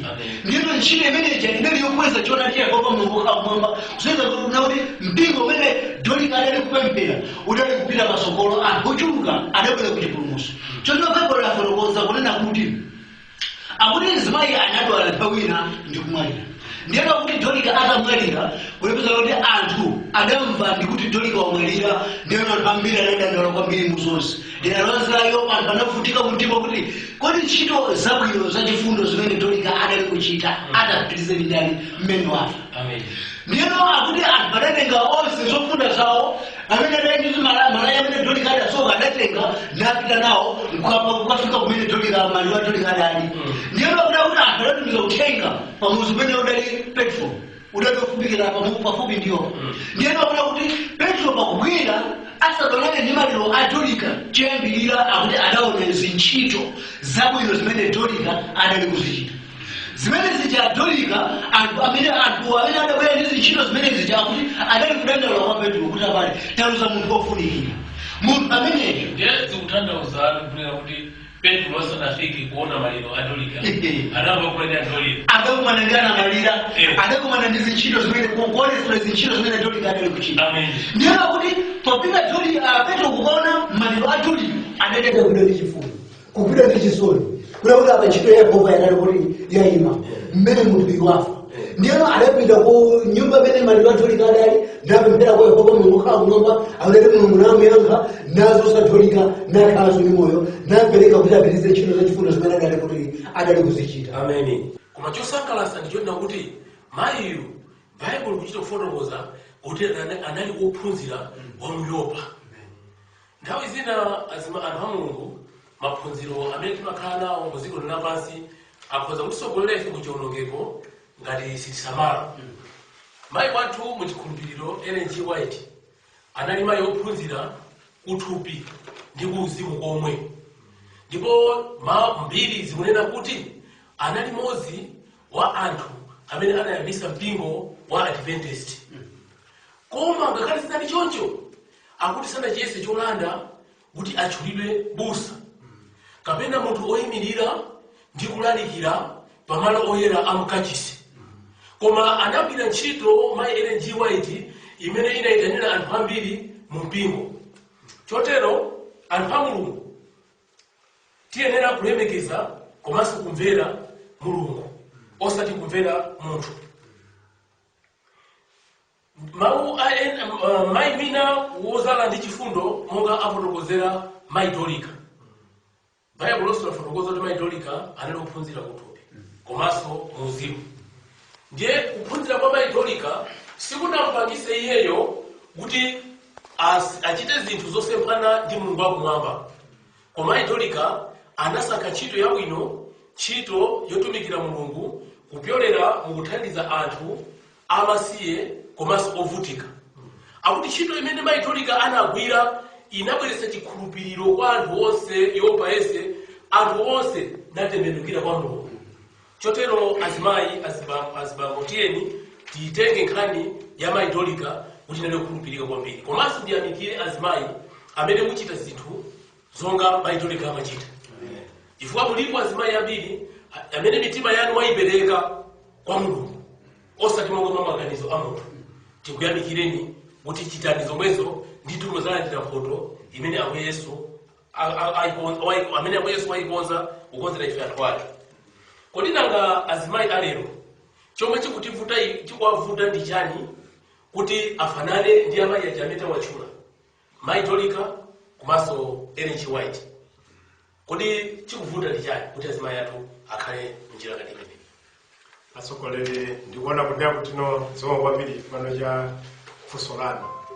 Ndikuona kuti no chimene chikuvuta no azimayi lero lino kuti no asakhale ngati no azimayi amene no tawaonawa. Ine ndikupanga kwambiri ndi mayi Ellen White. Ellen White mwina adakhala ngati azimayi alero tidakafa kunena kuti no ndiye adakhala no mbusa wachikazi woyamba. Chifukwa no Ellen White ndi amene no amaonetsedwa masomphenya ndi Mulungu okhala kumwamba, komanso ndi amene no wakhala no mneneri omaliza amene wanenera no Bible lonse kuchokera no ku chipangano chakale kufika ku chipangano chatsopano. Palibe no mneneri wina amene adzafikenso iyayi koposa no mneneri womaliza amene ali ndani kuti Ellen White. Ngatsogolazo anena kunena kuti ntchito zake mabuku amene walemba akunena kuti iye akalankhula ndi Mulungu okhala kumwamba amaitenga ntchitoyi nkupereka kwa mwamuna wake. Mwamuna wake ndi amene no amakhala no akuitenga ntchitoyi kupita kukachisi kukauza anthu no choti no chimene Mulungu akutani kuti akufuna. Komano azimayi athu lero ndifunafuna chabe kunena kuti no akufuna no kukayima malo oyera amene Mulungu akutani kuti akupezeka nayankhula kuti Mulungu akuti zimene no monga mabhayibulu sizotani kuti sizofunika. Mayi Ellen G. White watifotokozera bwino kuti sanali mayi othamanga mtima kufunafuna zimene sizinalembedwe m'buku lopatulika. ndiye chisanzo kwa ife tichitenge kuchokera kwa mai Ellen G. White. Tiyeni Ellen G. White akhale chisanzo chathu lero. Chifukwa ntchito imene anagwira Ellen G. White ngakhale Yehova Mulungu wakumwamba anayivomereza. Ndi chifukwa chake inu ndine tikupezeka pano liti lero. Kodi ndidakakweche muliso ndikuonjezera? Kuonjezera kulipo kukhuza ndi Dolika. Azimayi athu alero sakufanana ndi Dolika, komanso monga amene afotokoza atsogoleri nthawi ina yoyambirira afotokoza kuti azimayi ntchito imene akuitenga namagwira kapena kuti ntchito imene izagwira ntchito zachifundo akuzitenga ngati si ntchito yopambana pamaso pa Yehova, zimene zikuoneka ngati kuti ali kunja kwa chipulumutso. Komano ndifuna ndilankhule motere kunena kuti kuima pagome ndikulalikira pa pulpiti kumalalikira sizona kwa azimayi sizona kuti umene paja ndi kupeza chipulumutso, ndikungozipalamulira temberero chake. Chotero ndikupempha azimayi kunena kuti tiyeni tikhale ndi chisanzo chabwino, tigwire ntchito mosogoza masomphenya amene Yehova Mulungu wakumwamba wapereka kuti choonadi cha Yehova cha Mulungu wakumwamba chikathe kupitirira kufikizana kubweranso kwa Ambuye wathu Yesu Khristu kachibwino. Amen. Amen. Kudandaulira monga adandaulira azimayi azibambo onse amene ndinawo kuno. Tiyeni azimayi timve kudandaulako kuti pamakhala vuto lalikulu ngati ife tikhumba ntchito imene Mulungu sanatipase. Ngakhale ntchito ioneke yabwino kumaso kwa wanthu, koma vuto limakhalapo ndithu. Tiyeni tiyang'ane buku lopatulika, buku la Numeri, chapter 12, verse 2 ndi 10.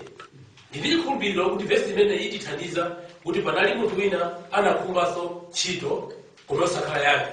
Kodi Yehova anachita naye zotani? Numeri chapter 12 verse yake ya 1 to kufika na verse ya 10. Pamene afotokozana kuti Miriam ndi Aaroni aukira Mose.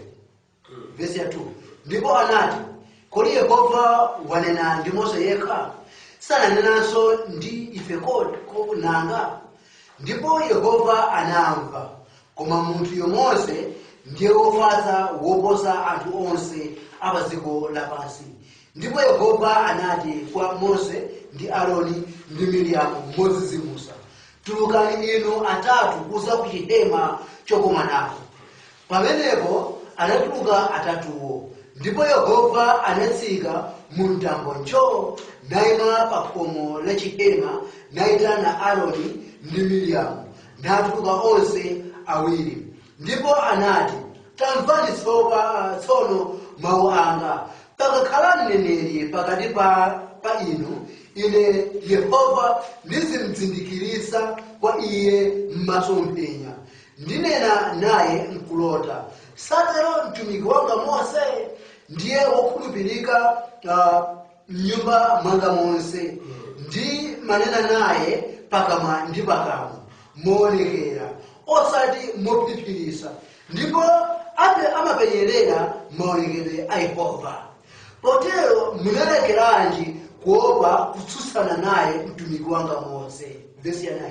Pamenepo Mulungu anawapsera mtima iwo nawachokera iye, ndipo mtambo unachoka pa chihema. Ndipo taonani Miriamu anali wakhate wambu ngati chipale chofewa, ndipo Aaroni anapenyerera Miriamu, taonani anali wakhate. Amen. Amen. Ayi nkhani yomveka bwino ndithu tikumva kuti Miriamu ndi Aaroni anakumba ntchito yolankhula ndi Mulungu, ntchito ya usogoleri yolankhula ndi Mulungu yomwe mwini wake anali Mose. Ndiye akufotokoza kuti Yehova atawamvera anawayitana. Tifotokoza mwachidule. Yehova atawamvera anawayitana onse atatu, Miriamu, Aaroni komanso Mose, ku chihema chokomanako. Ndiye zikumveka kuti Yehova anasika mu mtambo njoo nayima pa khomo la chihema, nayitana Miriamu ndi Aaroni, nawafotokozera za kufunika kwa Mose pamaso pa Mulungu.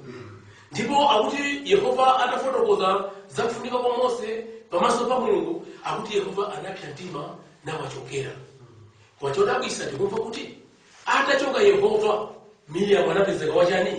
Anapezeka wakhate pamaso pa Aaroni komanso pamaso pa ndani? Pa Mose. Yehova anamukantha Miriamu ndi khate. Chotero anthu a Mulungu, inu amene azimayi athu mutimvera, tikapalamula mkwiyo wa Mulungu, Yehova azatikantha. Yehova azatibweresera mavuto amene azakhuze banja lathu, komanso mavuto amene azakhuze mpingo wa Mulungu. Ndipo ntchito yake izayima kufikana titakonzanso. Miriamu anapalamula mkwiyo wa Yehova. Tchimo la Miriamu linapangisa ana a Israeli kuima ndi masiku 7. Miriamu anachedwetsa ulendo kwa masiku 7.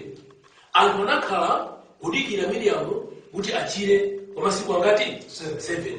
Chotero anthu a Mulungu, tiye tipewe kupalamula mkwiyo wa Mulungu, komanso tipewe kupalamula machimo ena amene angapangise anthu a Mulungu kufoka pa chikhulupiriro chawo.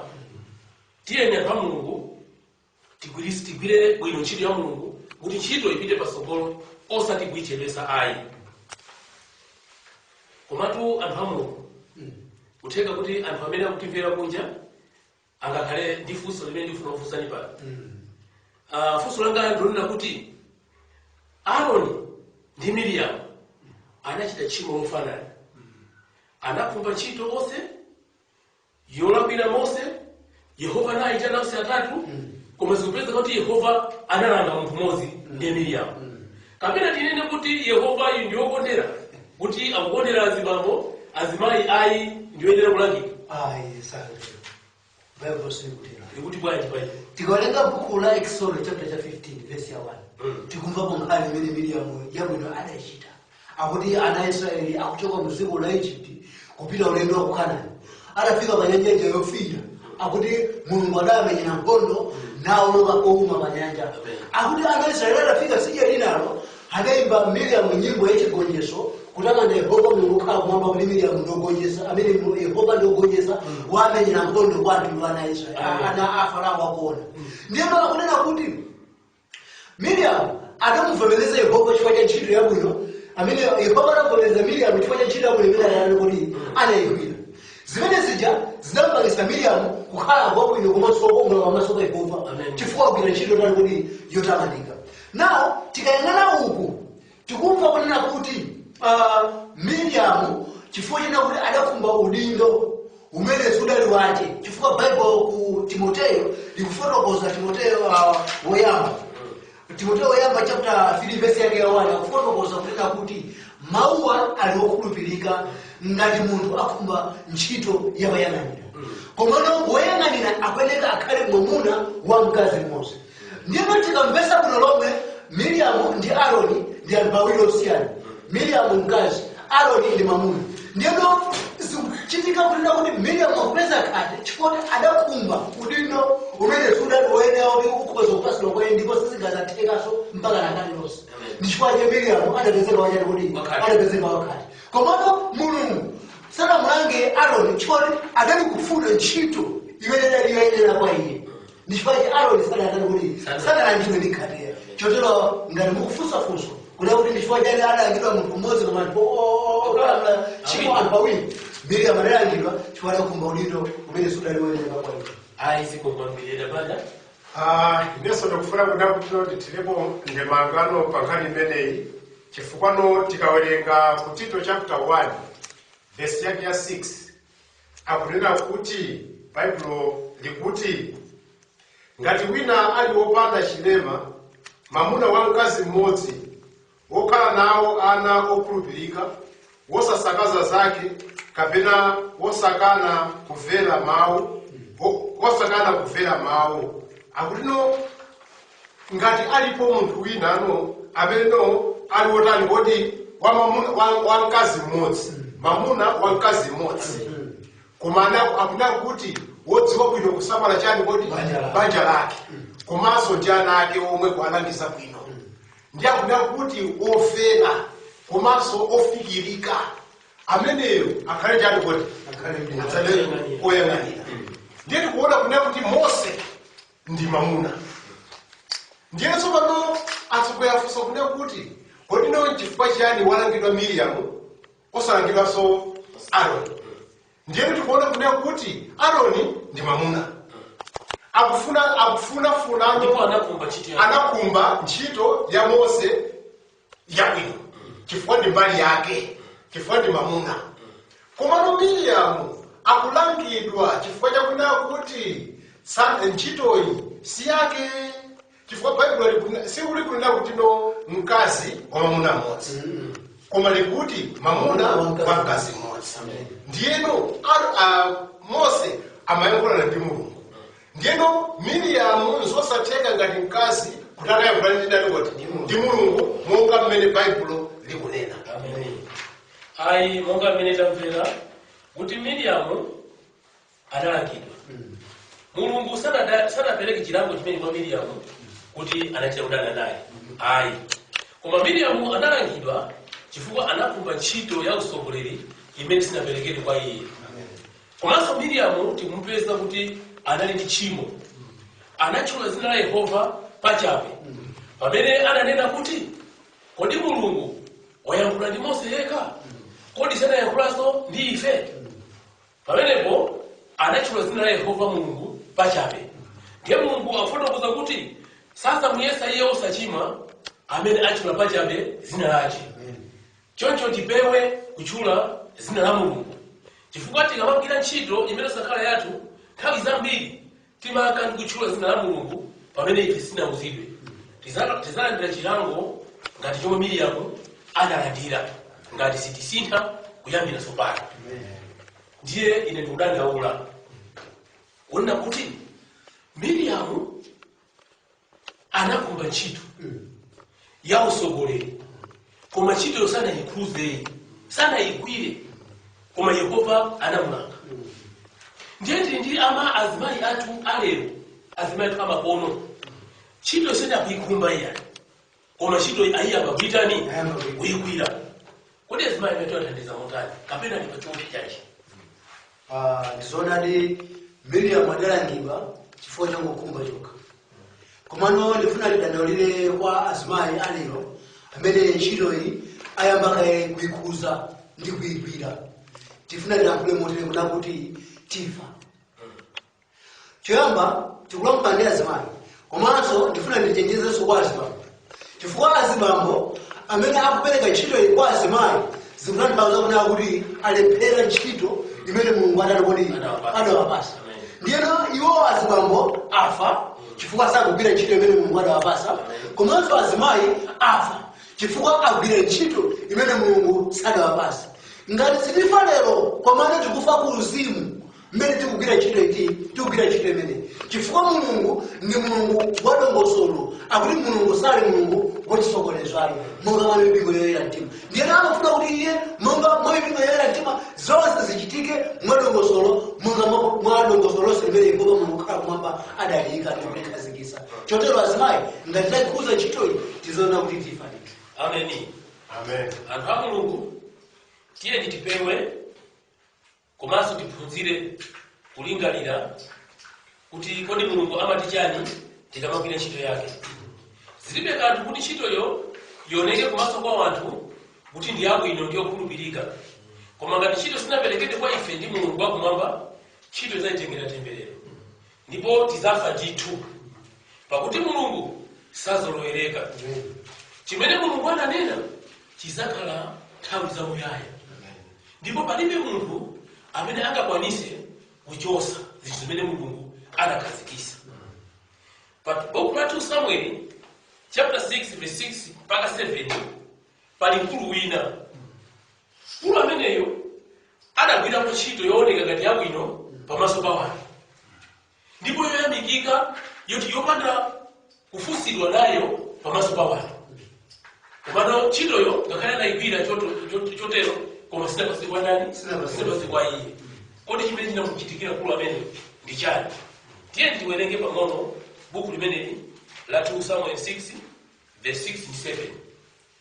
Timvereko samalisa chifukwa tili pafupi kumaliza ntchito yake. 2 Samuel chapter 6 verse yake ya 6 and 7. Mawu akulu akunena kuti atenga likasa la Mulungu ku nyumba ya Abinadabu. Verse 6. Ndipo pofika iwo ku dwale la Nakoni, Abinadabu anabwera kwa Yehova. Ndipo Yehova anati kwa Abinadabu, Uza anatambasula dzanja lake nachirikiza likasa la Mulungu chifukwa ng'ombe zikadapulumuka. Pomwepo mkwiyo wa Mulungu wa Yehova udayaka pa Uza, ndipo Mulungu anamkantha pomwepo chifukwa cha kusalingalira, nafa iye pomwepo pa likasa la Mulungu. Amen. Edabada mwingine wangeje. Ndingofuna kunena kuti Uza akunena kuti no wakatidwa ndi Mulungu chifukwa no wagwira ntchito imene sali yake ya. Mukoza kuona kunena kuti no likasa ana amene no amalitetezera likasa ndi kuchita china chilichonse chimene chofunikira no pa likasa anala ana Alevi. Koma no Uza akunena kuti likasano limachokano ku nyumba ya Abinadabu amene no ali abambo ake ndani kuti Kunonena kuti kunyumba kwa Uza. Ndiye no mukozoda kunena kuti anali nacho chizolowezi chifukwa likasala malitani kuti amaliona tsiku ndi tsiku. Ndiye amaganiza kunena kuti pamene no likasali kubwerera chinechi chonse nechikhozo chilika pa likasali ali ndi ujani kuti ali mphamvu yakunena kuti akhozo chipanga chifukwa yonena kuti chakhalangani mwa chizolowezi. Ndiye akunena kuti pamene likasali lapendama kunena kuti no likhale ngati likufuna kugwa akuti Uza akuti no iyayi ine ndiyigwire chani kuti ndili nditeteze likasa kuti lisapa chinthu cha Mulungu. Ndiye akunena kuti pamene no analigwira likasa akuti Yehova anankantha pati. Choti tidziwa anthu a Mulungu chakunena kuti ntchitoyi ikuoneka ndi kumveka kuti ndiyo tani kuti chiyabwino chifukwa kuti akutetezera chani kuti chinthu cha Mulungu. Komano yakasandukano yoyipa chifukwa chakunena kuti ntchitoyo si ntchito yake yakwiridwa mosalingalira. Ndino Uza sadalingalire. Uza sikusamadziwa iyayi. Amadziwa kunena kuti no ntchito iyi si ya ine. Komano amafuna kunena kuti no achuke kwa anthu.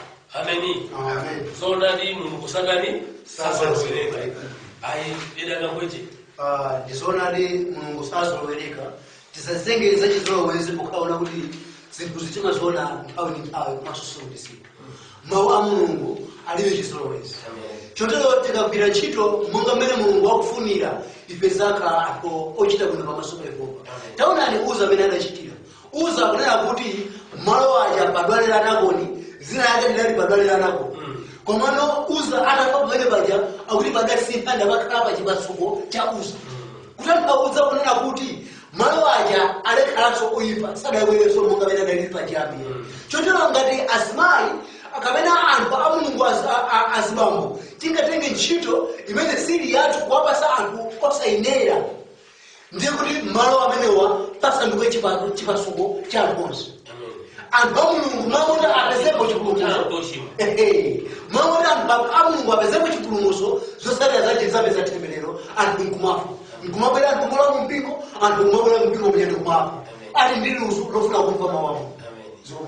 Chipasuko cha Uza. Kani yaikulu ndenda kuti tisazolowere ntchito ya Mulungu. Uza anafa chifukwa cha kuzolowera ntchito ya Mulungu. Mulungu ndi Mulungu osunga mawu. Mawu akupatulika amanena kuti mawu ake sazapita ndi kubwera chabe. Ngati Mulungu anakusa mawu akuti ana Alevi ndiyo azakhale oyang'anira likasa. Ngakhale ife titakhala okongola bwanji amphamvu zotani, koma ifeyo sitinasakidwe ndi Mulungu kuti tiyang'anire likasa. Ndiye chifukwa chimenecho tizafa ngati ifa ya Uza. Chifukwa Mulungu azakwiya nafe natipasa ife zilango zotiyendereza ife ngati tilingalira. Tiyende anthu a Mulungu tiphunzire ndi kusamalira maneno a Yehova Mulungu wakumwamba.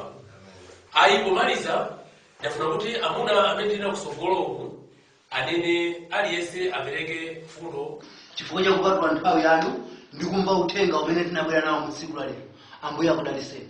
Ndi chinthu cha mtengo wapatali chifukwa sichita pasidwe kwesi sinu nokha amene mwafuna kumano chachita kupasidwa kwa inu ndi Yehova Mulungu wakhamwa. Kuna kuti mukati usegula makulu anu ndi kumva uthenga ngati umene.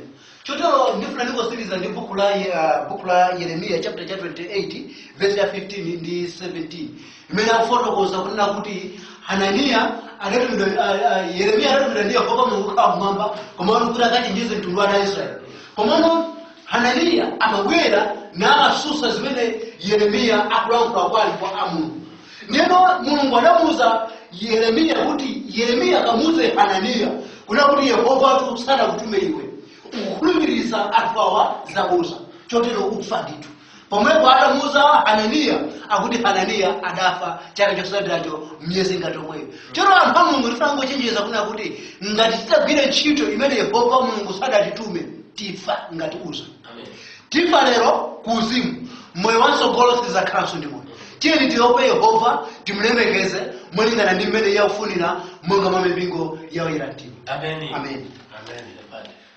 Ine ndingofuraso ndiyamikireno okondedwa athu omvera amene mukutimvera ndi kutionerera kunena kutino tikuyamikireni kunena kutino nthawi iyi munayipatulirano kuphunziro limeneli.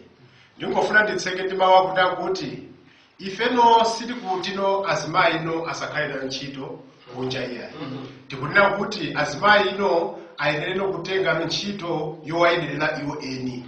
Ndiye dziko lapansi likufuna kunena kutino azimayi ino akhaleno olamulira.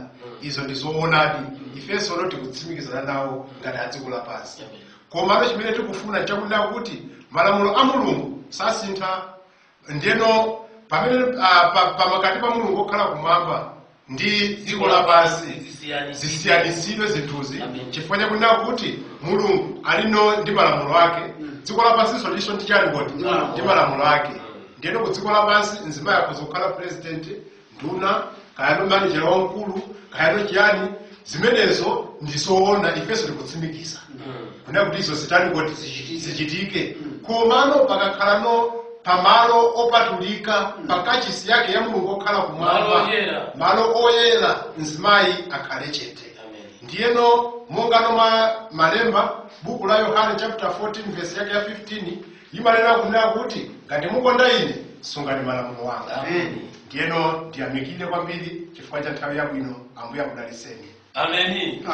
Ayi azimayi mwamba kulangiza kukwanira ona kuti kuphunzira maphunziro dziko lapansi sikuti kuchimo. Kukhala kudindo muziko lapansi sikuti kuchimo. Chifukwa ku sukulu timapita azimayi ndi anyamata kapena asika ndi anyamata mwanthawi ingati azimayi okhani ma degree, ma diploma komanso ma PhD. Ali ndi udindo kapena ndi mwayi oti akhoza kukhala ma managers maudindo osiyanasiyana a dziko lapansi. Koma tikafika mu protocol ya Mulungu akunena kuti azimayi akhale chete pamene uthenga ukuperekedwa. Ndiye ndikudandaulira inu azibambo amene mmalimbikitsa azimayi kuti azigwira ntchito yosakhala yawo. Ndiye afotokoza kale kuti Hananiya anafa chifukwa anakhulupirisa anthu zinthu zaboza. Ndiye sikufuna kuti inu azibambo mukhulupirise anthu zinthu zaboza. Muoneke ngati azimayi mukuwakonda kwamene simukuwatani simukuwakonda mukuwapha. Kumbukirani ntchito yanu. Mawu a Mulungu amanena kuti kumbukira pomwe wagwera ukatero ukonze. Kukonzanso kumavomerezedwa pamaso pa Mulungu. Ambuye akudaliseni. Nthawi ino pomaliza ndingofunsa asogoleri athu apanda kuti afotokoze programu imwe tili nayo. Zimwe kwambiri no okondedwa omvera amene mukuti omvera ndi kutionerera mu nthawi ino. Ndizoona tino ndiyambe ndikuyamikira kwa anthu amene atengako mbali kunena kuti no chimbali chimenechi chituluke.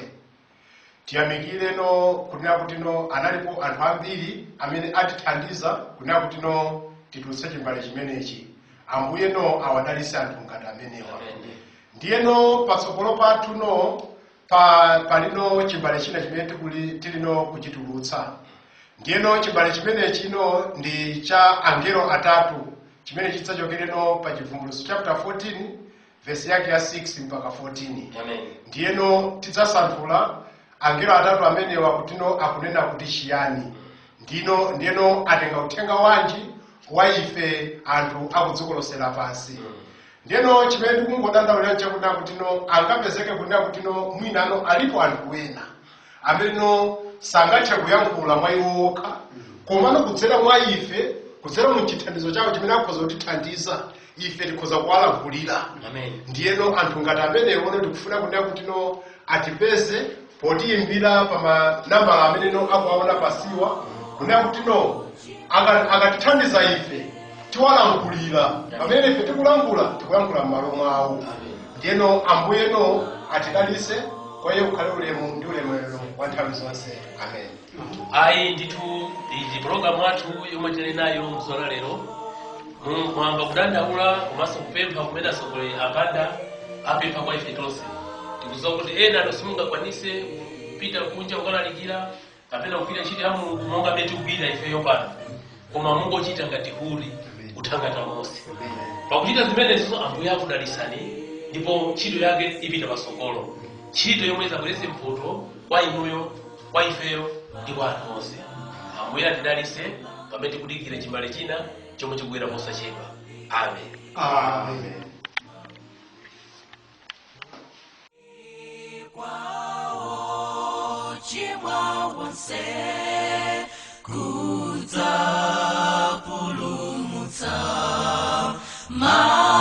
Malomo wachete mumvekera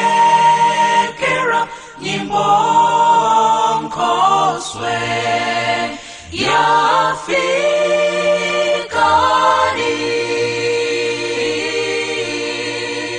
nkoswe yafikari nkoswe yafikari Mzimu wa Mulungu pangano la Mbuye lalikira mau konse kuli antu